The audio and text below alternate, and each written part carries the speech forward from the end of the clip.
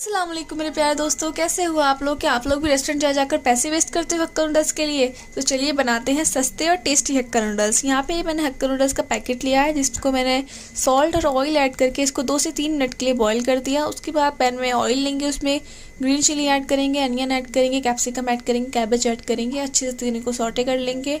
उसके बाद उसमें अपने नूडल्स ऐड करेंगे, विनेगर ऐड करेंगे, ग्रीन चिली सॉस ऐड करेंगे। इस पैकेट में एक मसाला निकला था जिसको पूरा हम ऐड कर देंगे इसमें। ऊपर से थोड़ा सा सॉल्ट ऐड करेंगे अपने टेस्ट के अकॉर्डिंग, सबको अच्छे से मिक्स करेंगे। और थोड़े से कलर के लिए मैंने यहाँ पे सोया सॉस ऐड कर दिया। अगर आपने एक बार इसको बना लिया तो आप रेस्टोरेंट स्टाइल भूल जाओ।